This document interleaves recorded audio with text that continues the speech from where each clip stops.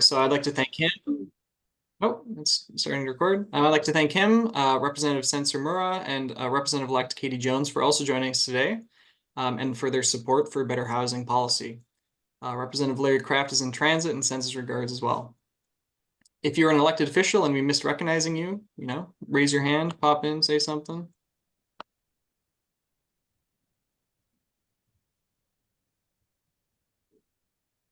All right. And I'd also like to thank our co-hosts, the Sierra Club, Common Ground USA, Neighbors for More Neighbors, Sustain St. Paul, Bike Minnesota, Our Streets, Sustainable Developer Collective, and Move Minnesota. And lastly, thanks to all of you who joined us tonight. We're honored to have folks from across Minnesota and the country. Today we have attendees from California, Oregon, Washington, Illinois, Texas, Louisiana, Virginia, Massachusetts, and New Jersey, and I'm sorry if I missed any other states. We'll start with a short 5-minute video overview of land value tax, followed by a Q&A panel session. We'll ask some main questions to the panelists in alphabetical order, and then we'll have some follow-up questions that were sent over before by the audience here. We'll ask those. I'll introduce our panelists. Our panelists today are Nick Allen, a PhD candidate in the Department of Urban Studies and Planning at MIT. His work asks how the institutions governing land shape urban development and constrain local politics. He considers planning dilemmas by drawing from comparative political economy, institutional economics, and public finance. Previously, Nick was an economic development official in Detroit and conducted research on urban transitions in South and Southeast Asia. Josie Foss is the executive director of the Robert Skalkenbach Foundation and co-director of the Center for Property Tax Reform, an independent research center focused on issues of equity and transparency in taxation. She's been particularly involved with land value tax efforts in Pennsylvania. Adriana Rizzo is a graduate student at UC Riverside and a member of the Common Ground California and Californians for Electric Rail. And Jamal Thomas is a member of the California Common Ground. His research around Georgism and the land value tax led to him writing Privatize the Methods, Publicize the Profits. He won first place in the 2024 Henry George School of Social Sciences Writing Contest. So I'd like to thank them all for joining us. So while Josh gets the video ready to share here and play, I have a couple housekeeping items to make sure the event runs smoothly. First, if you're not a panelist, please keep your audio off. We'll do our best to monitor this, but please avoid any repeated disruptions. And second, if you have any questions for the type them in the chat, specifying which panelists you'd like to ask, and we'll try to get to as many questions as possible in our time today. All right, well, thank you all for attending, and on to the video, Josh.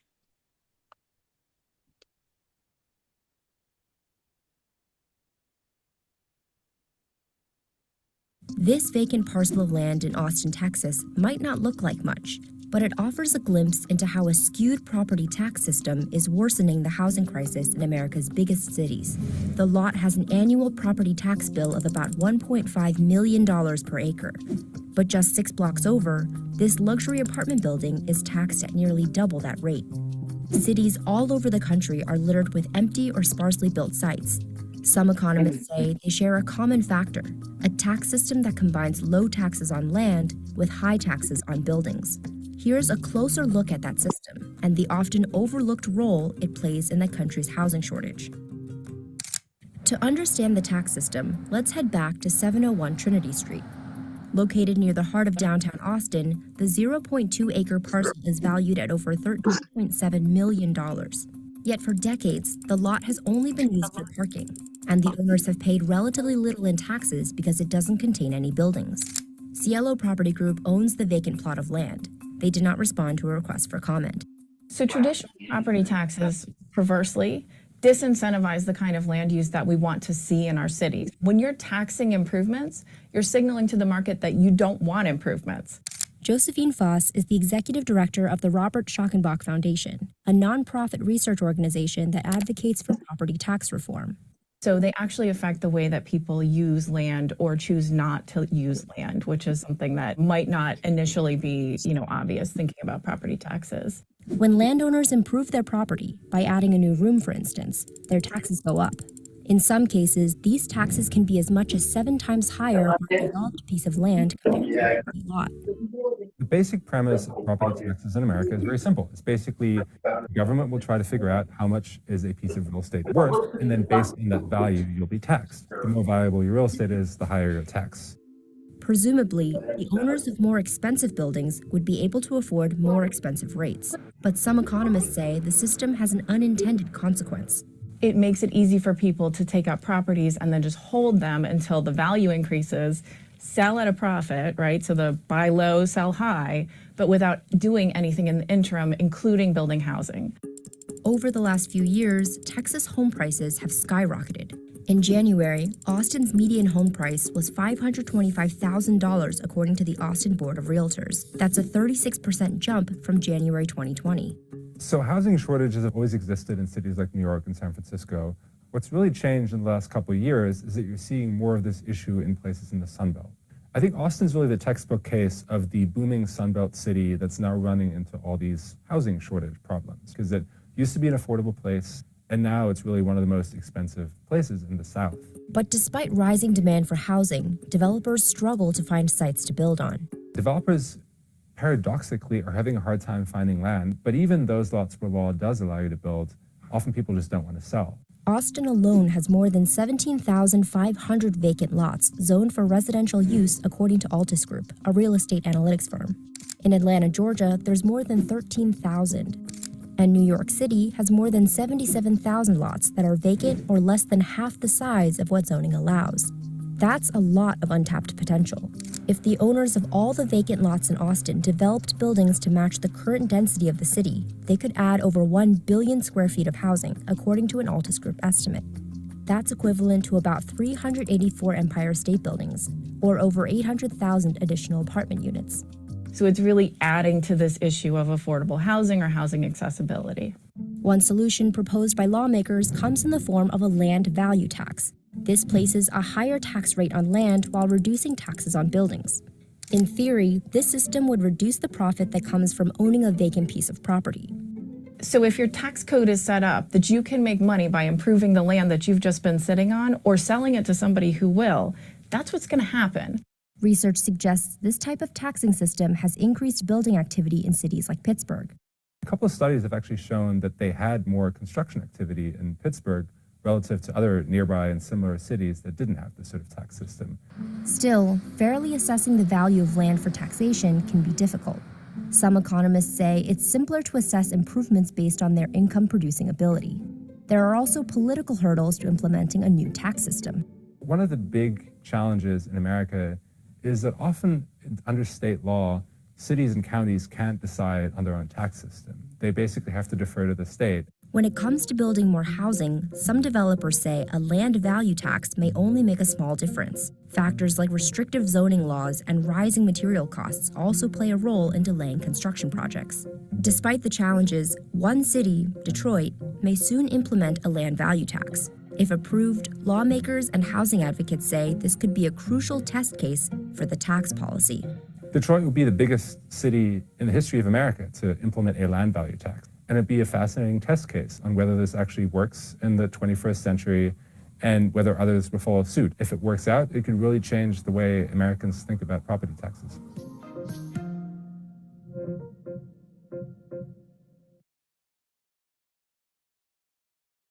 All right, thank you. So now we'll move on to the panelists and ask them a bit about land value tax. So the first question is, how did you get involved with land value tax, and what's been your involvement generally? So we'll start with Nick.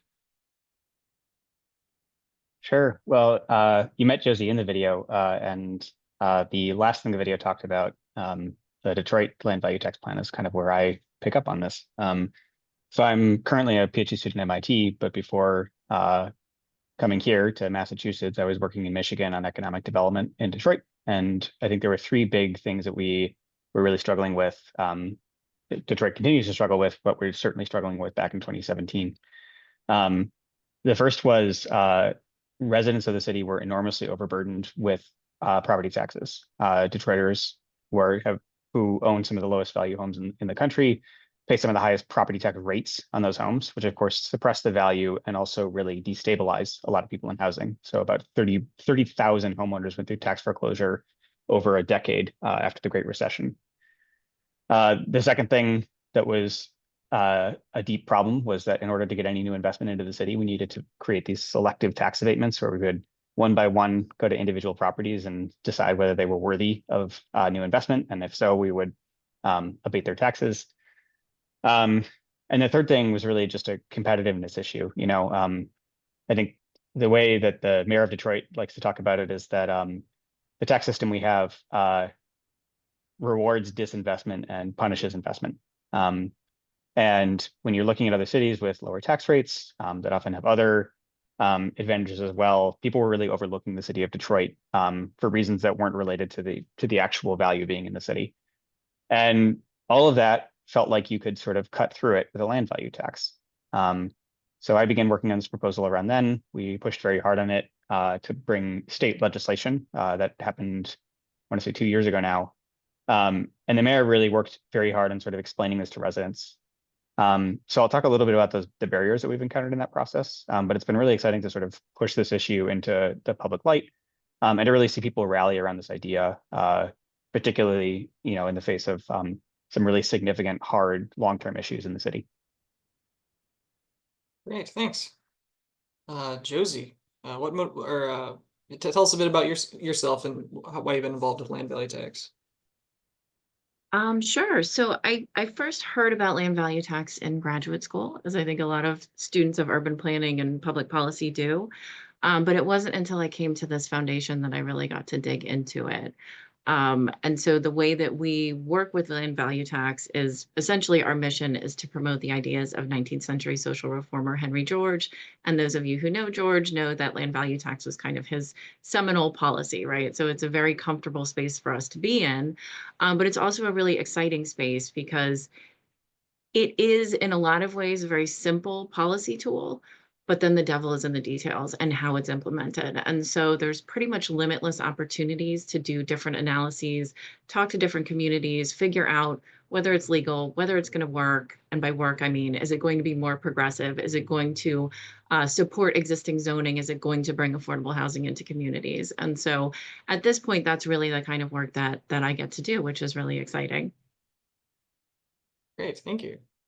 And Adriana, what about you? Yeah, so I'm from California. First of all, just sort of like a living experiment in how not to do property tax policy. We have pretty much the opposite of a land value tax here in California, which is Prop 13, which basically freezes property tax levels at a low rate, and also says that properties can only be assessed when they're sold, which incentivizes people to hold on to properties for decades and decades and creates huge inequities in property tax assessments, even worse than the ones highlighted in the video, where you have some like homes that are worth millions of dollars and they're paying like $1,000 a year in property taxes and things like that. And so I grew up in California. I'm a product of the public school system. I work in higher education. And so I think this was something that was always kind of apparent to me, the inequities of Prop 13. We're seeing these incredibly inflated housing, home values and housing prices at the same time. Our schools are underfunded. California is in the bottom 10 states in terms of per pupil school funding, despite being one of the largest economies in the world. So I got kind of involved in 2020. There was a ballot measure, Prop 15, which was supposed to, it wasn't even directly land value tax, but it would have made the property tax system more equitable by taxing commercial properties at a higher rate and reassessing them. And so that was kind of my entry into the property tax reform world. And then I read Progress on Poverty, which is Henry George's sort of seminal work about land value tax, and became involved with Common Ground California. I've since become the president of and been involved with other initiatives we've worked on. For example, we sponsored a bill 2 years ago to study the implementation of land value tax in California. Unfortunately, it did not succeed, which I can talk about more later. And then we've also been involved in initiatives to sort of implement land value tax in sort of an indirect way via social housing and transit value capture, which is basically the idea is, well, can we use land rents by sort of renting out public land and use those revenues to, you know, subsidize social goods like public transit or low income housing or things like that. So that's kind of what so that's how I got involved. Cool. Yeah, thanks. Yeah, California is certainly an interesting case. And Jamal, can you tell us a bit about yourself and how you've been involved with land value tax? Yeah, absolutely. So my first exposure to land value taxation was more on the philosophical side. I met the proposal through Georgism, which is the uh, basically the summation of the political philosophies of Henry George. And after I like got exposed to it, I tried to find like things that were maybe wrong with it, or like how can we what's the fatal flaw in this like political philosophy? And when I couldn't really find anything outside of just um, implementing it, um, it kind of made me a little bit more attracted to it. And after looking into moving to a new job in California, I'm originally from Alabama, and I moved over to California for a job. I kind of got a little unsettled because of the housing market. Um, Kind of like what Ariana was saying about the large amount of disparity that Prop 13 has had over the state. So that instead of just moping about it, I tried to get politically active and join the California Common Ground. And now we're just trying to find some advocacy and try to find ways to tax this land. There we go. Great, thank you. Yeah, and we'll kind of go through again, and just I want to ask, what motivates you to work on land value tax? What does it mean to you? What's kind of the heart of it to you? So we'll go back to Nick. I like to say that I work on the inverse of land value taxes, which is all the problems that we might solve if we had better taxes available. If we were thinking about better ways to capture the value that is collectively created within cities. And if we were trying to do everything we could to make sure that people can make productive investments in their communities. Really what I'm working on is all the barriers to that. And in my mind, land value tax is a really elegant solution to those barriers. It's not the only solution.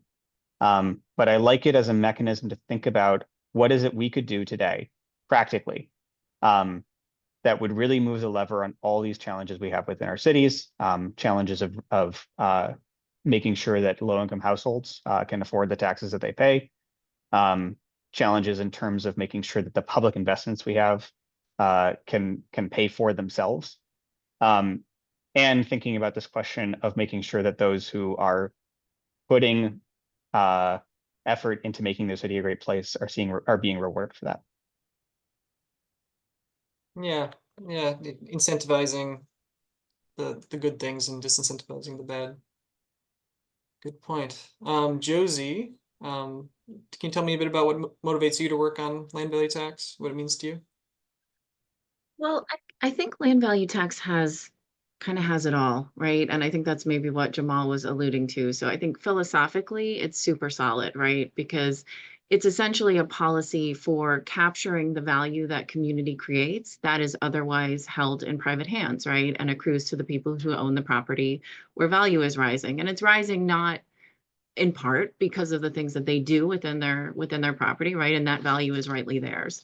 But a lot of that value actually comes from investments made by the community and things like transit, safety, education, jobs, those sorts of things. And so LVT does a really nice job of recapturing it in a relatively low cost way. This is not an elaborate mechanism. We're using a tool, i.e. the property tax that we all already use. So that's a big part of it for me. And then knowing what it does in the places where it's used. And so there we're really in the United States looking mostly to Pennsylvania, but there's been some really good studies done. And I know Nick was involved in a number of them, and sort of leading up to the push for LVT in Detroit, a lot of this work was happening.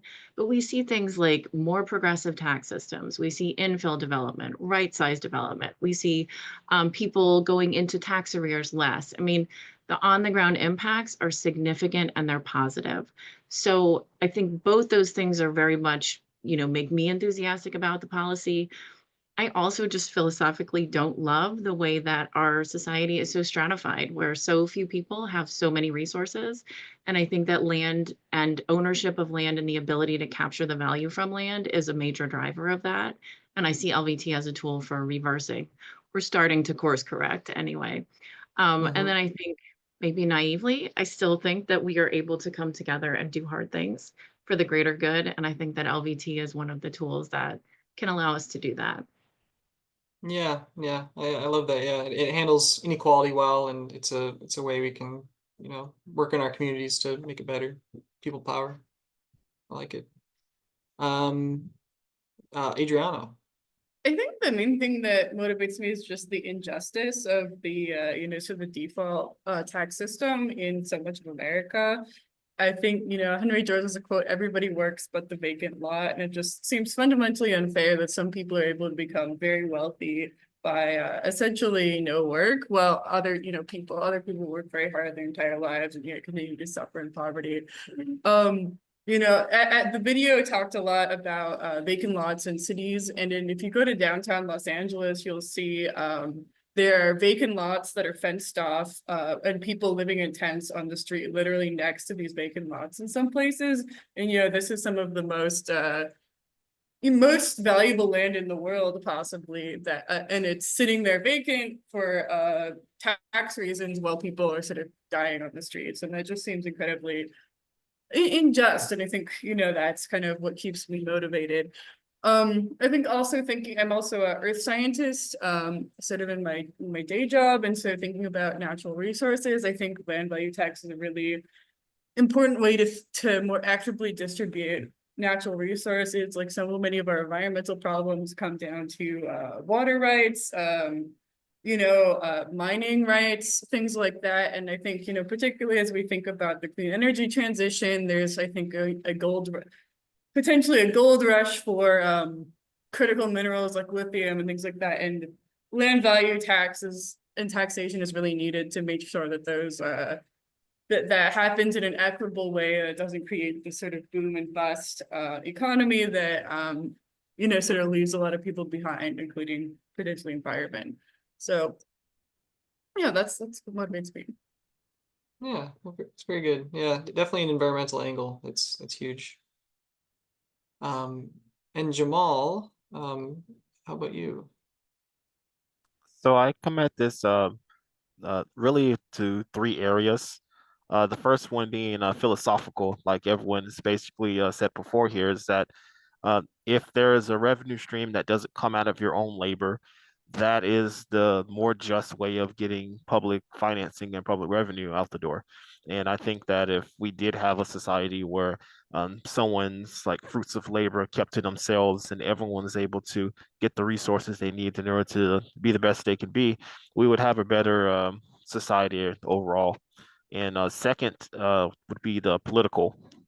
When I did the writing assignment for the Henry George School of Social Science, I started looking into kind of just the history of just land taxation in general, and really seeing that in the course of American history, a lot of people smarter and much more famous than me wanted this, from the founding fathers, Thomas Paine and Thomas Jefferson. And we can go all the way back to biblical times with the book of Leviticus.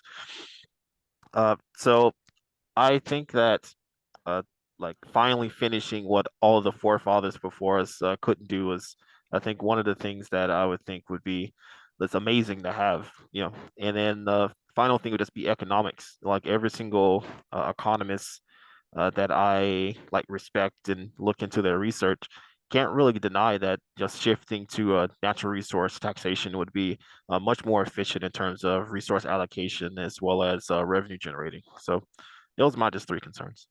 Yeah, yeah, I definitely think, philosophically it makes a lot of sense. I think we all kind of we all kind of see value in that.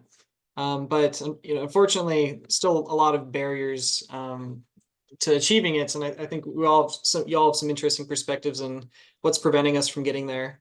And so I'm curious what you see as the key barriers to advancing land value tax, and what do you think are some of the best ways we can address those concerns and barriers? And I'll start with Nick.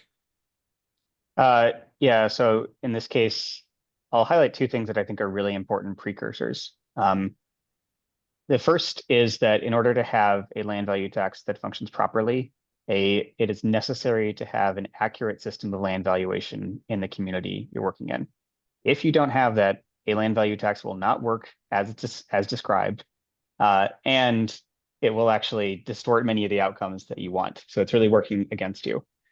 The other really nice thing about working on that is if you're actually valuing land at its market value, you're approaching what a land value tax would do, because the property taxes on that land are typically the property taxes overall on that land are going to shift towards land value, and that shifts off other things in the community. The other thing that I would say is I've been thinking a lot about the mechanism design here. When we worked on this in Detroit, we really kind of followed closely what Pennsylvania had done. This idea of a split rate tax where you raise the tax on land and reduce the tax rate on structures, or raise the tax rate on land and reduce the tax rate on structures. And I actually think that's a pretty crude mechanism for implementing a land value tax. There are a lot of things that you can pay for that have that would have very high returns in a community. And sort of doing that simple adjustment actually misses a lot of those opportunities as well.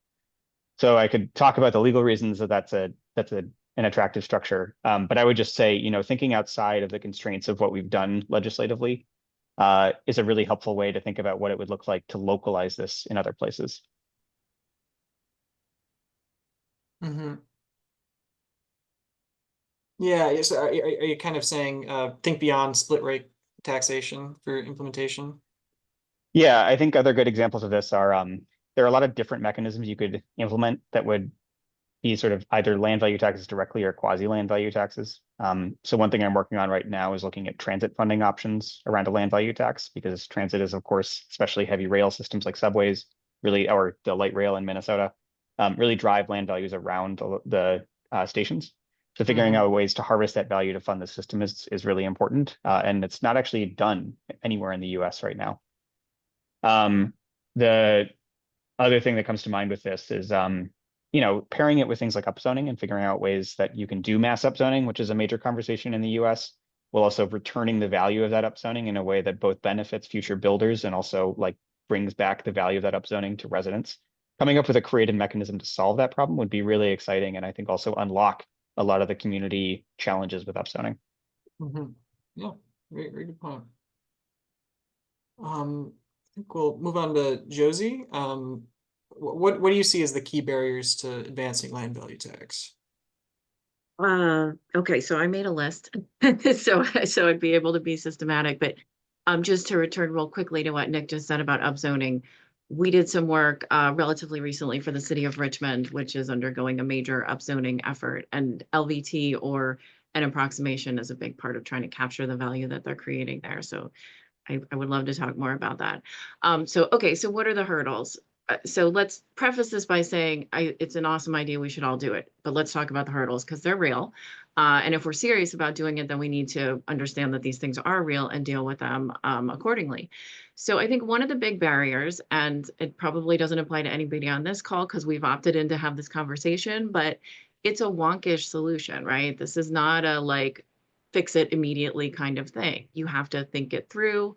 Yes, it's mathematically simple, but most people don't really understand property taxes. And so to go from a baseline of not really understanding the property taxes that we're paying right now to what if we made it a step more complicated takes people pretty far out of their comfort zone. And to the extent that these things have to be, you know, implemented by elected officials, that can be a real problem, right? If the voting public is not on board or doesn't understand or has a knee jerk of like, this is boring, I don't want to think about it, that can derail things. Another thing that we encounter a lot is the fact that property is an illiquid asset, right? So your property increases in value.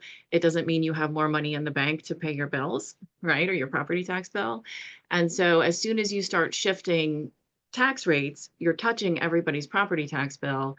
And that means some people's bills are going up. And so, you know, we see it all the time, especially as the housing market and real estate in general is booming, these values are going up. Obviously, a tax bill is determined not necessarily, well, it's based off the value of the property, but the rate is what actually determines the bill. But that's a nuance that most people don't really delve into when they're reacting to a property tax bill. So again, this has to do with kind of public perceptions. I think in the same vein, you know, property taxes are good from an economist standpoint, but a lot of the same things that make them good from an economist standpoint make them sort of unpopular in terms of like people who pay taxes. So they're very visible and they're distinct, and you can't move that property to escape the tax, right? And so that's a big part of the Georgia's perspective and why we like LVT, but it also makes it a kind of unpopular thing to talk about. There's a lot of legal hurdles, and I think, Paul, you mentioned one in the beginning of this event around Minnesota and legality. Minnesota is not alone in LVT and split rate not being necessarily automatically permissible. And I think one of the biggest things is the fact that LVT, in a sense, kind of goes against what we've all been taught as Americans of how to behave, right? Somebody said, buy low, sell high. Maybe I said it in the video, I can't remember, but that's kind of our culture, right? Like we're all brought up with that ethos of like, if you're smart, you invest and, you know, when it's low and then you sell high and you make money. And the whole thing about LVT is that it's essentially trying to tax away those gains. And so for those reasons, it can be tricky. It's public policy, and the public part of that has to be persuaded, brought along, you know, and educated about what exactly this policy is going to mean for them. Mm-hmm.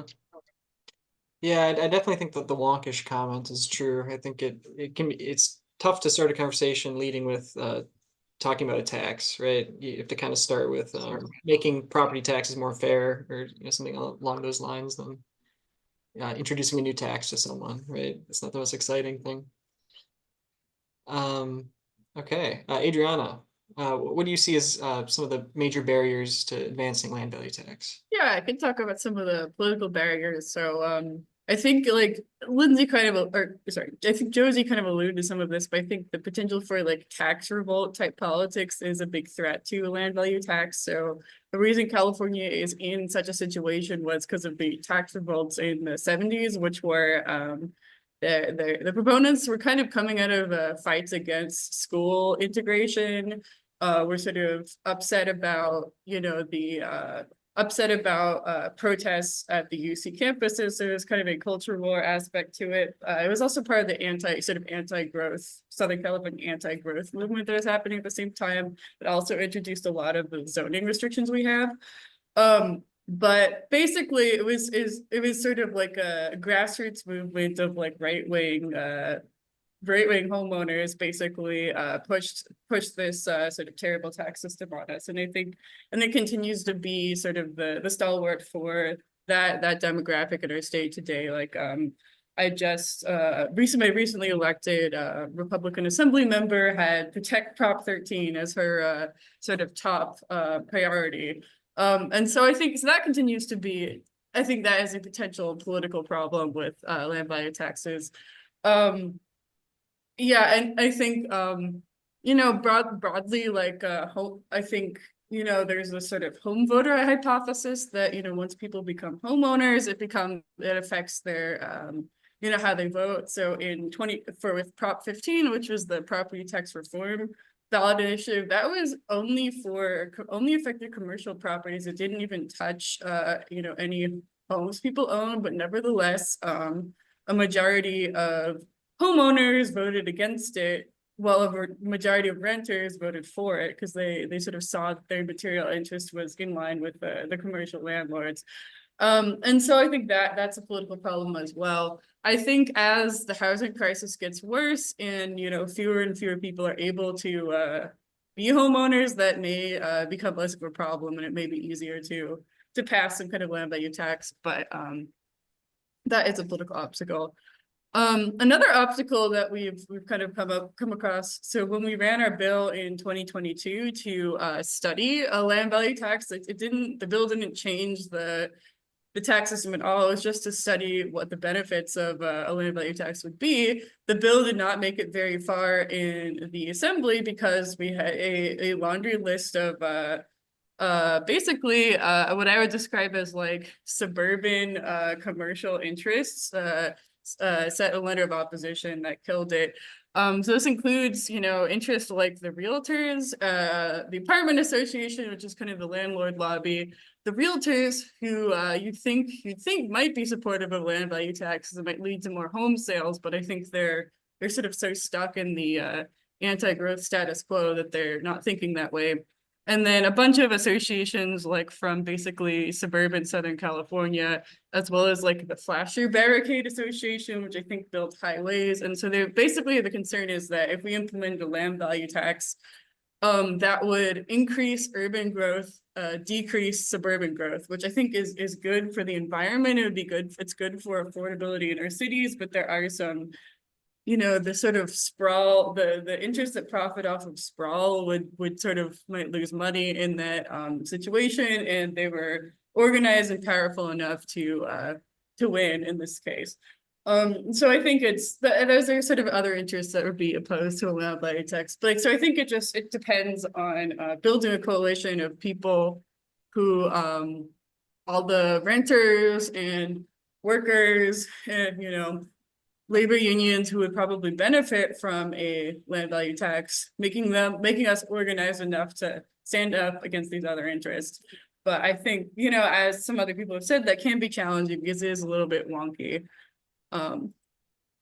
Yeah, and I think we kind of ran into that in Minnesota, similar issues of political activist groups and suburban kind of interests having a lot of objections to land value tax. I guess I'm curious, Nick and Josie, from your work in Detroit and Richmond, did you see learn anything interesting about how to kind of overcome that in terms of messaging or anything like that? Sure. I mean, I worked on this for 4 years in Detroit, I won us hundreds of community presentations over time. I would say 90% of what I talk about in those presentations is not a land value tax. I talk about the problems that people face under the current tax structure. I talk about the dilemmas and trade-offs, and I try and show that those problems are linked. In my mind, a tax is a really hard thing to message. It is really hard to convince people that they want a tax. What they do want is bad things that are happening in their city to stop. And if you have an option or an idea about how that can happen, people are very excited to hear about it. But I would never go through the door talking about a land value tax. I would talk about the things that matter to folks already paying their taxes, trying to make repairs work on their homes, and wanting to see their city to be a better place. Yeah, coming at it from kind of problem solving angle. Yeah, Yeah, and I like a land context. value tax is a solution in search of a problem, and you don't want to invert the order of operations. Yeah, very true. Yeah, I think that's right. Yeah, right, sorry.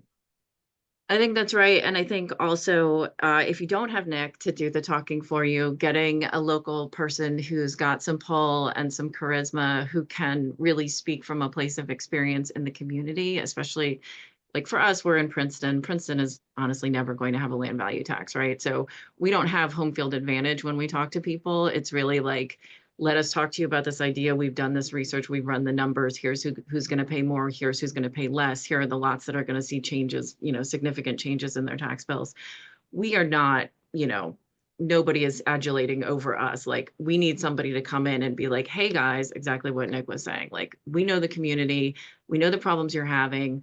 This is a policy that's going to, support getting the solutions that you want. You need more housing. You need more affordable housing. You want those vacant lots cleaned up. You don't want people dumping dead cars next to your house. Like, here's how we're going to do this. And then we can backfill with the numbers. And the numbers absolutely matter, but the messaging is super important. And I think it goes back to what we were just talking about with the Achilles heels of this. It is a tax. And as Nick said, nobody really likes paying tax. I mean, it's a fact of life, right? Death and taxes, but we don't really like either. So the messaging is really huge. Yeah, very true. Yeah, and I think, I think talking about it within a group of solutions is important. That our coalition is kind of taking that approach of looking at it within the context of transit and single access stair blocks and people over parking and kind of issues like that. Kind of talking about it as part of a broader solution. Okay, and then sorry, back to you, Jamal. What do you kind of see as the key barriers to advancing LVT, and what are your thoughts on ways to address that? So I completely agree with what all the other panelists were saying, is that there's just a lot of this first mover advantage, and a lot of people just don't want to be the first person there and the first person to fail. And also, I think a lot of this is just simply self-interest sometimes. Real estate is kind of the main way for the average person to generate wealth. So when you talk to any person about anything that could even remotely reduce that, there's going to be a strong negative response to that. So part of the reason that I actually wrote the paper, Privatize the Methods, Publicize the Profits, is to try to find some like out of the box solutions to kind of get around all of this public and private opposition to land value taxation.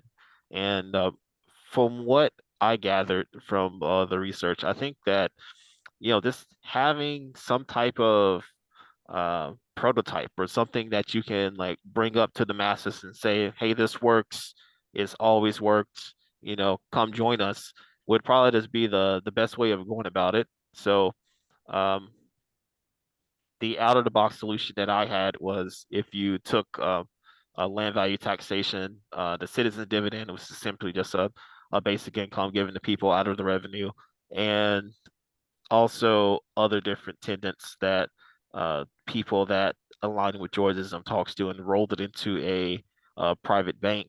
Maybe that could be a way that you could get land value taxation out the door without having all of this opposition. But again, you don't know till you try. So, it's always just finding out what works and trying to go with that. So. Yeah, learn and adapt for sure. Okay, great. I think I'll move on to some of the questions that we've been getting from people in the chat. The first one is very topical, that Minneapolis, like many cities, has seen a cratering of property tax income in its downtown office core, shifting tax burdens to residential areas. How do you see land value tax interacting with this trend? So I guess, yeah, any of you can jump in.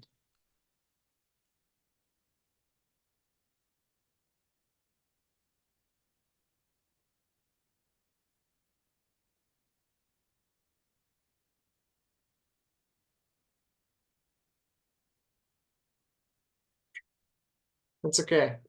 Josie?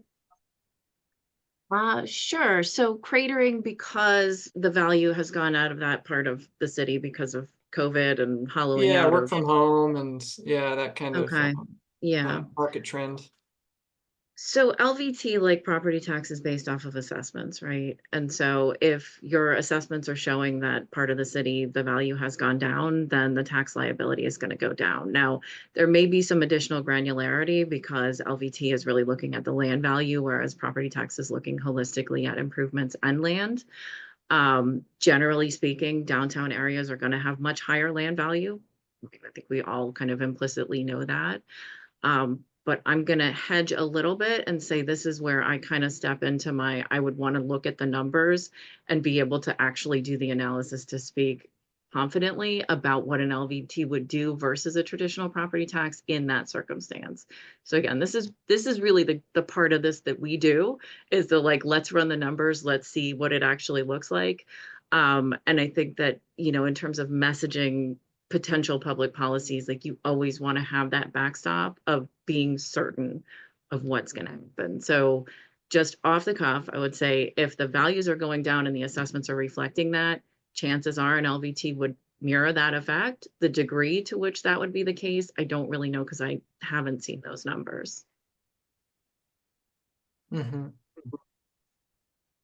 Yeah, and I think it's I think the overall trend of it just, in the past few months, people getting the increased property tax bills has gotten people thinking and asking questions about about property tax. So an opportunity for LVT to be discussed of a way to redistribute money away from just putting it all on certain residential properties. Yeah, so Paul, can I? generally speaking, sorry, I just wanted to add one thing. Generally speaking, not specific to any one city, LVT generally shifts the burden off of residents and onto other types of properties, right? Vacant parcels, 100% of the time see their tax bills go up. That's just math, right? Because if part of your tax bill is composed of improvements, you don't have any improvements, and suddenly the whole burden goes onto land, you're going to see that tax bill go way up.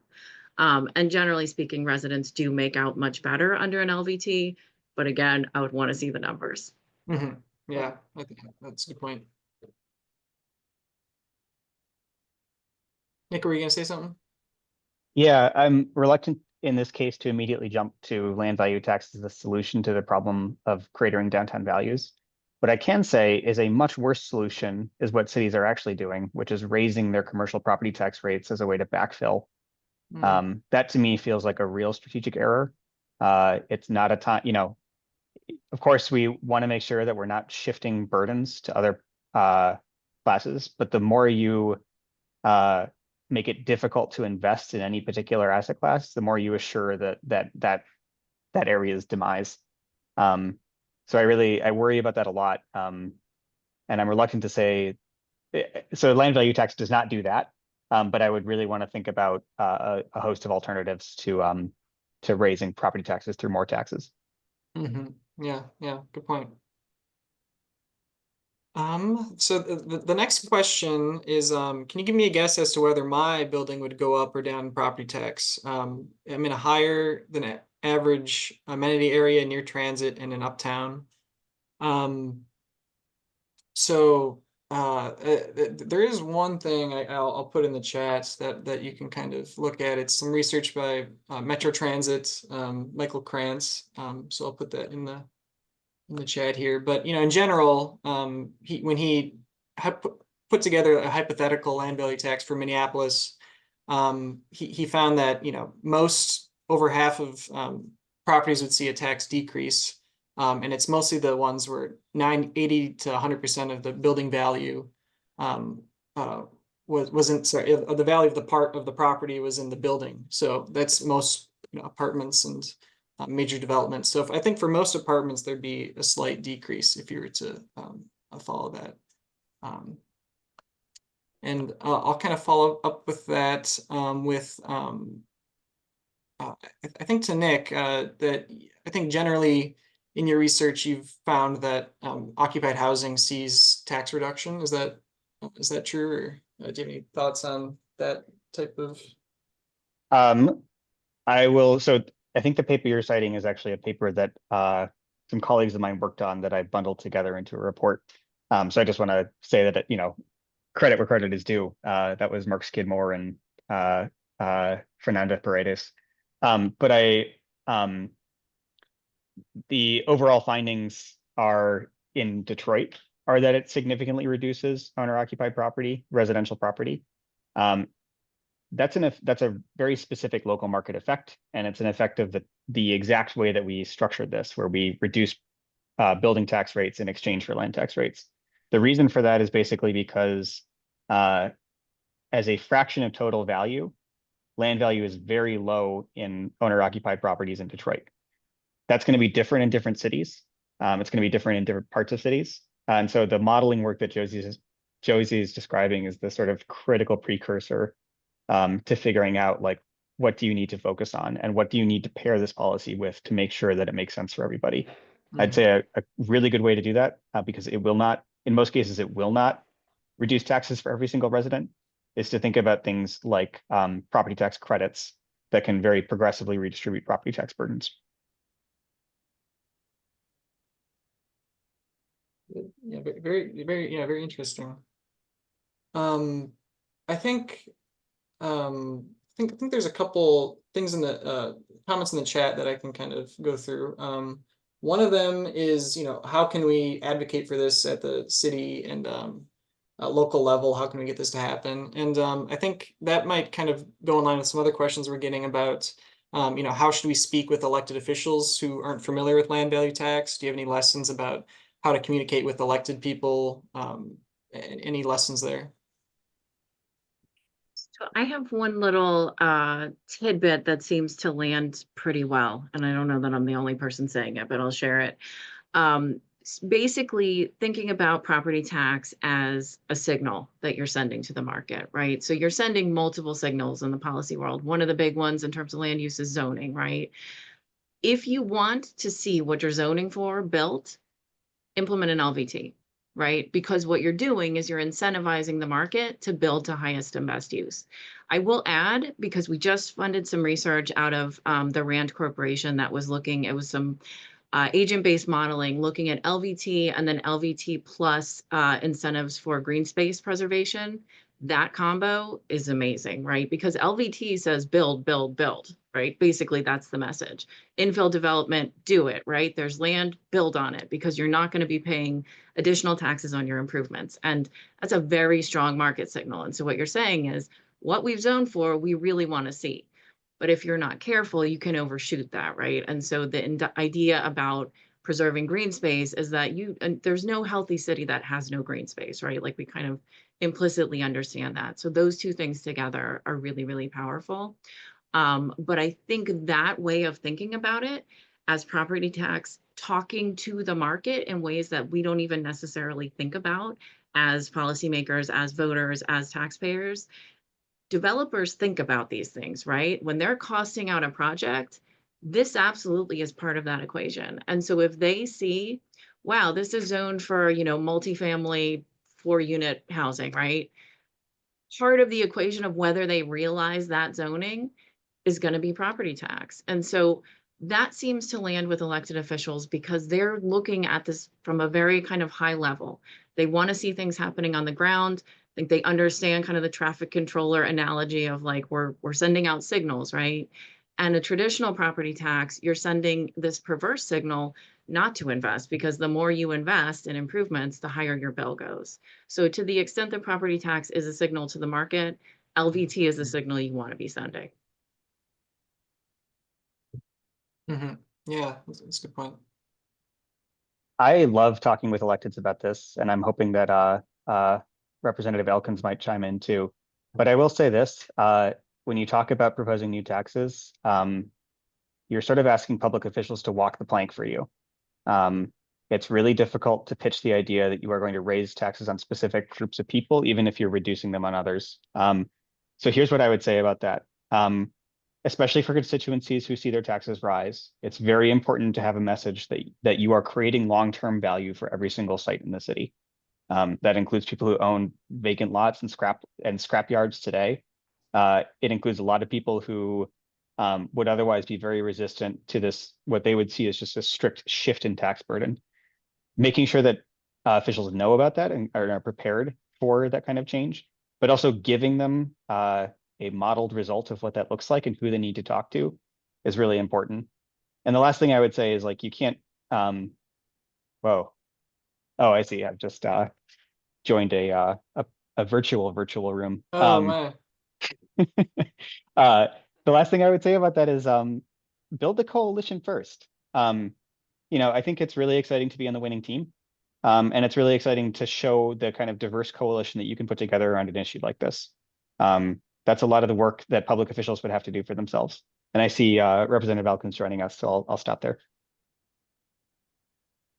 No, I can chime in. I think the way that we've approached, trying to get a foothold in Minnesota is providing the establishment of land tax zones as an option for cities, and way we've been pitching it is, we've had in the wake of the George Floyd civil disturbances, a couple of pockets of in both Minneapolis and St. Paul in particular that were raised during the rioting, and saying, hey, this is a way that we could discourage speculators from sweeping in on those now vacant lots, and encourage that those those lots come into the hands of developers who actually want to build something back on those lots. And I think that argument has been resonating. We have a particularly stubborn senator that we need to win over, but certainly in the Minnesota House, and among our leading our tax leadership, we have support for the concept of at least doing this kind of a trial. And I would say actually some of our biggest opposition has just been from our assessors. Minnesota has always assessed the value of both land and improvements but the data has never been used, and so the assessors have gotten lazy, and they don't really trust their own valuations of the land, and they understand that if if we were to implement this, that suddenly that we're going to have to pay attention to this part of it. But one of the other appeals of targeting blighted areas is that if you've got a vacant lot, all the value is in the land. So it's much easier to accurately establish those values, and so it also should help allay some of those concerns and arguments as well. Mm-hmm. Yeah, I'd just like to add to the discussion of the assessors that that's also been an issue for us. And something we've tried to do as an organization is try to run and endorse candidates for assessor and kind of be active in those races, because at least in California, most assessors are elected, although they're a very sort of low salience election that most people don't really pay attention to.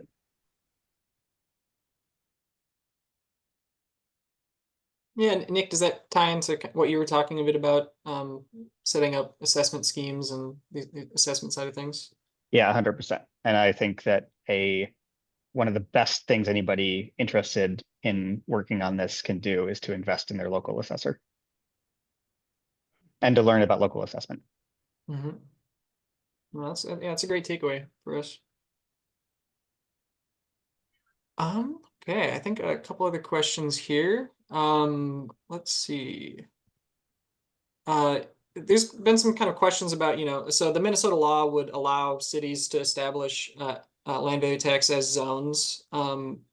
Generally, is there research about whether it should be done, across an entire city, or done in certain special districts for certain purposes? So I know there was an implementation in New York City that was within, I want to say it was a certain segment of the Upper West Side. It was specific to one segment of the residential zoning, and it was an LVT. And it was very successful in causing infill development. So that's the only real world implementation that I'm aware of that was like part of a municipality. And again, it was even more targeted than just geographically. But it did bear fruit. It did actually do what was hoped would happen. And then we've seen municipalities turn LVT on and off as they need it. So that's another thing. So again, not geographically specific within a municipality, but temporally specific in terms of, we want that redeveloped, we'll turn it on. It got redeveloped, we turn it off.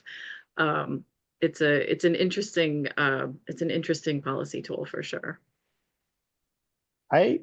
I'll double down and say I think it's a great idea. It's really difficult when you have fixed jurisdictional boundaries to know exactly what the right of group of people for this is. And think about like business improvement districts, right? It's a bunch of people getting together to say we would like to voluntarily tax ourselves to raise the services. The really important thing is getting a group of people together who say this is a really great idea to fund things that we want. So whatever that group of people looks like is the right group of people for this. So I'm excited to hear that that's how Minnesota is approaching it. Mm-hmm. Okay, a couple other questions. Yeah, I mean, I think a common one is that people are generally worried about like how this would raise taxes on their home. Or sorry, well, so here's what it says. I think I'm in favor of LET, but I'm worried about homeowners who cannot afford their home's taxes rising because their land value tax is high, but their property tax is low. Yeah, I I can can answer that one. So yeah, I think that is a valid concern. In some cases, if you have like somebody who is low income but owns property and doesn't want to be displaced. I mean, I think there's two answers. I think on one hand, you know, as a homeowner, you have the option to sell your property to pay off that tax, and you know, perhaps that's not such a bad thing if you're, you know, we have a problem in where, you know, a lot of family-sized homes are being occupied by aging single people who can't necessarily take care of that home and are, you know, maybe it would be better if they were to downsize and have a family move in there. So I think on some level, having an incentive to sell your home is not always the worst thing. But I think it's also important that we have build in policies that allow people to kind of defer taxes until death, like in some cases for elderly people who would not like to be displaced, or people who have sort of like, you know, hardship due to the low incomes. I think it's important to build in options like that for people who are in sort of in those specific situations.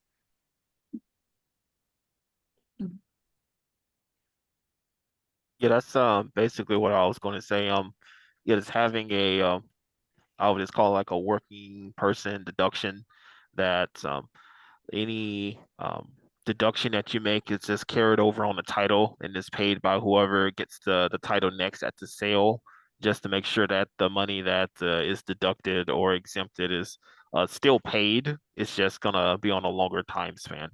That's usually the two different solutions to that. Just a deduction for working families and exempting retired people for until the transfer of the title.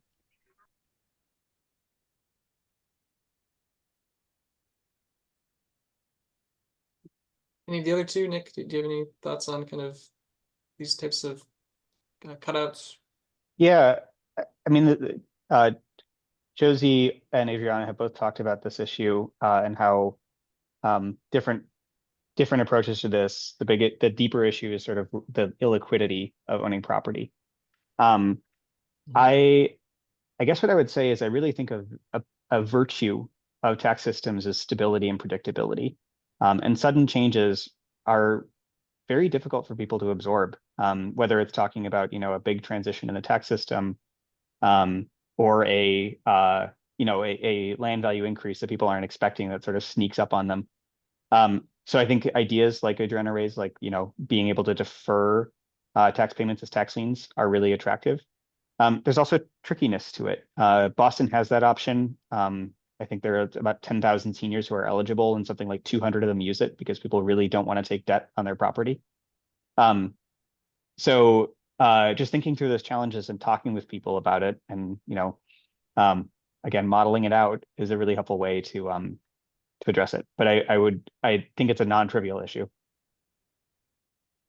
I think another thing to think about also is phased implementation, right? So I know, like, you know, our colleagues at the Center for the Study of Economics were really at the fore in Pennsylvania and all those implementations. And in those cases, the recommendation is always a revenue neutral implementation. So this is not a grab for more tax dollars, right? This is you're just bringing in the same amount of revenue, and a phased approach. So I think in all of those cases, it was a 10 percentage point increase towards an LBT, whatever their ultimate, you know, rate structure was going to be per year. So that gives owners, the market, a chance to adjust. You never want to flip a switch and be like, hey, surprise, your tax bill just went up, you know, 30-fold, which we just saw happen in Cook County. But I think that was a mathematical error, unfortunately. But it sends shockwaves through the whole community, right? And it's going to hit people who absolutely can't afford to have that happen. So yes, absolutely, tax deferrals are an important tool. And the other thing to keep in mind is, I mean, look, our property tax code is full of abatements and exemptions and all of these carve outs for different people, veterans, you know, older people, widows, disabled people. I mean, depending on the state and the municipality, it can look like a lot of different things.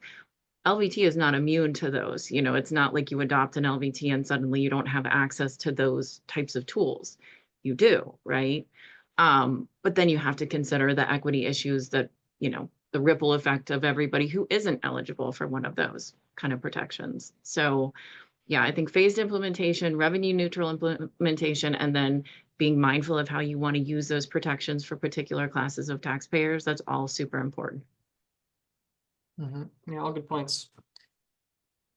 And you've all kind of mentioned a few examples of this, but are there any like real world examples where land value tax is implemented, where land prices fell, or we're better to publicly capture economic, uh, uh, gains?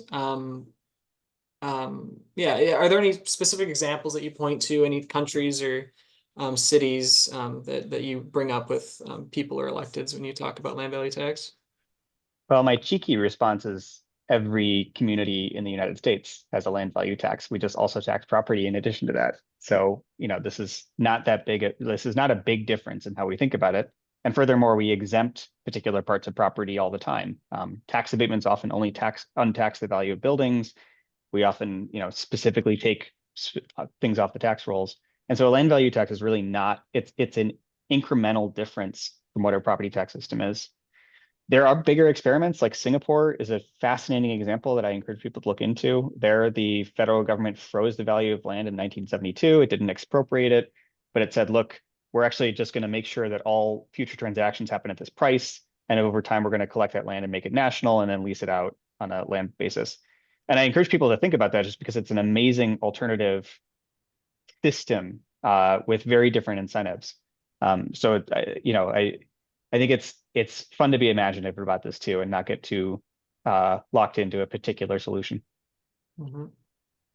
So I would have two examples. One, yeah, Singapore is an amazing example of land value taxation and land value capture working. The first example I would bring up is the Taiwan. The founder of Taiwan was a very much about Henry George. He learned about his policies and actually wrote the Chinese constitution that allowed for taxation of lands. So the whole area of Taiwan um, still to this day still does taxation of land. And then the second one I would say would be Denmark. I think a couple decades ago there was a political party that was able to put land taxes into the um, onto the docket as one of their platforms. And then when they eventually got into power, they put a very small land tax on the entirety of Denmark. So I always bring it up whenever anyone says there's going to be a terrible, destabilizing force. Is well, Denmark's doing great, guys. So I don't know what you're talking about. So those are two I would just bring up. Yeah, I find often people put less weight in the international examples, and I'm not going to say that that's right, but well, what happens in the US, right? And we don't have that many implementations. They're all in Pennsylvania. I think give or take about 20 municipalities and school districts over time. And like I said, LVT has come and gone in those places, and some still have it and some don't. So when people ask about, okay, but what happens in the US context, there's some sort of information holistically about those experiences, and then there's information about specific municipalities. So Pittsburgh doesn't currently have an LVT. I know there's a push there to bring it back.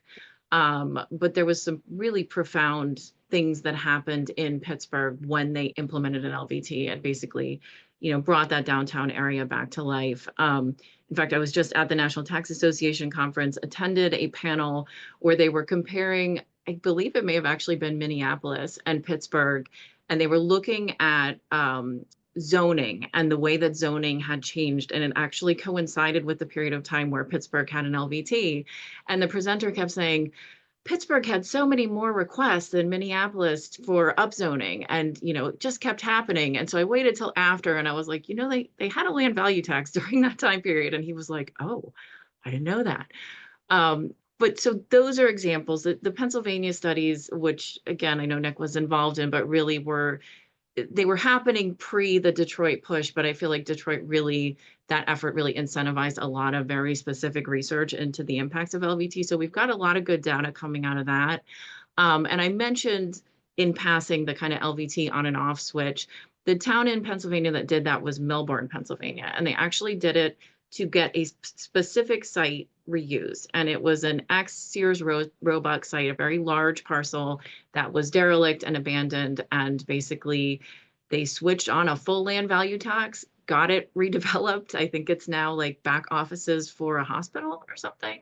It started to pay taxes, and then they realized, or they did the math and realized that actually shifting back to a more traditional property tax structure would be better for residents. And so they subsequently did that. So I don't know how well the Melbourne example sells LVT, although it does show that, boy, if you put that tax pressure on a big parcel, which is exactly what they did, you can really make things happen. Yeah, all great examples that I'll be using. I think I got one more question here, and it's more technical. That now that the Minnesota House is split in a power sharing agreement with Republicans, if any of the electeds on the call have any insight as to if there are Republicans that support land value tax, um,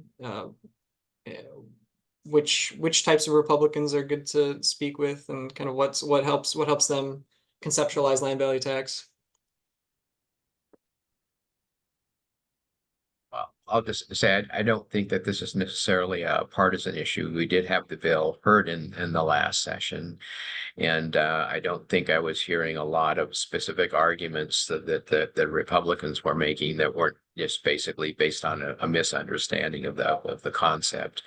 If I can take a short opportunity here to make another comment, though, I'm looking at the comments in the chat, and a lot of them are suggesting a basic misunderstanding about the way that property taxes work in Minnesota right now. So I'm seeing a lot of comments suggesting that if you have more development, property taxes, a city's revenues will increase, for example, and that's not actually the case.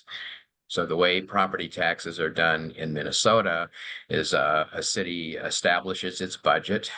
From the budgeted amount, they deduct the amount of revenues they get from other sources like state or federal grants. The remaining amount is called the levy, which is the portion of the budget that has to be covered by property taxes.